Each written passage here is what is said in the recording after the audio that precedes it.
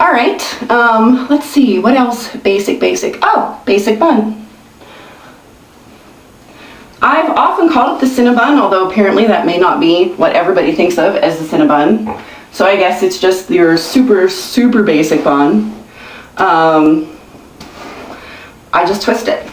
Comb back as always. Gather it in a low pony.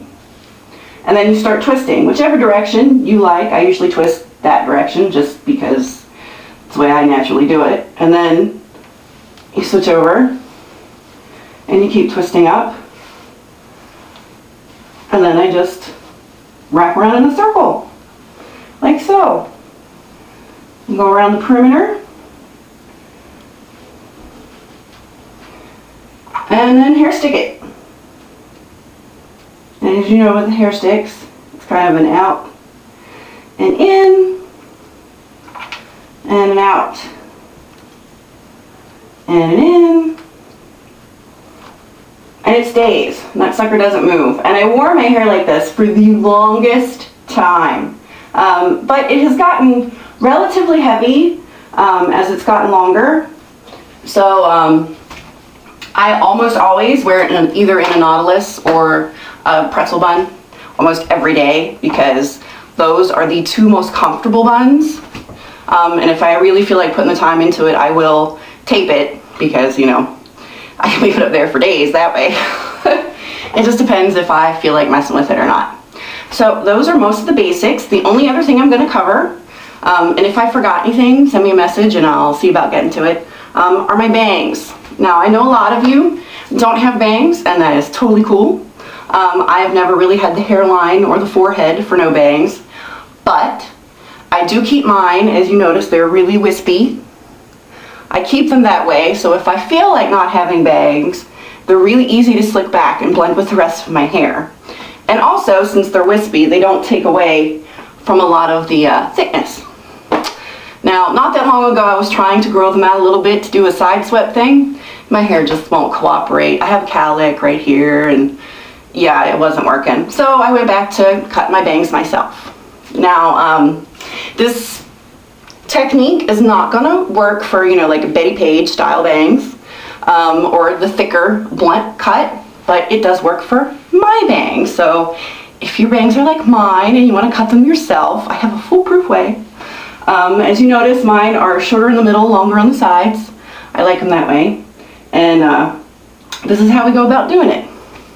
You pull your bangs out and you twist them, like so. Then you take your scissors, and I know these are not hair scissors, but my husband sharpens them to within an inch of their life, so they are nicely sharp. And then you just cut. And I always start cutting, and you want it to be cut straight across. I always start cutting a little too long, because you can always go back and cut more, but you can't cut less. So there, and see, they're still a little long, still in my eyes. So we'll do it one more time. It's always better to cut many times than once and cry.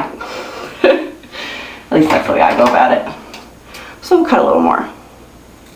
Again, just straight across with your twist. I know you're probably all laughing at me.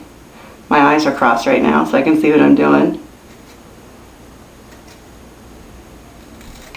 There we go. And now they are the right length. And as you see, since we did the twist, they're still longer on the outsides and shorter in the middle. And what it does is it kind of gives you that little bit of wispy instead of the really blunt cut, which looks great on some people, and I myself rock those blunt bangs many a time. But I've let most of them grow out. I used to have like bangs that started back here a long time ago. And these last ones I cut after I had grown all my bangs to the regular length of my hair, and then hated them and missed them. Because I wear my hair up so often, I tend to look bald when it's all back. And while bald is a great look for some ladies out there, I don't have the face for it. So I like the softness of the bangs. Besides, they had the wrinkles on my forehead. Alrighty, well, there were your basics for today. You learned to cut bangs, you learned to center your ponytail. Hopefully you learned how to flip your braid over your shoulder and continue braiding. Oh, and a regular old bun. Just a regular old bun, which I do use in a lot of my other tutorials. So I've had a few people ask me, well, how are you making that bun? It's just a bun. But there you go. Alrighty. I'm not sure which tutorial is next, quite frankly. I can't remember. I've been mucking about with a few things, so we'll see what comes about. Until then, have a great day, and I will see you next time. Bye.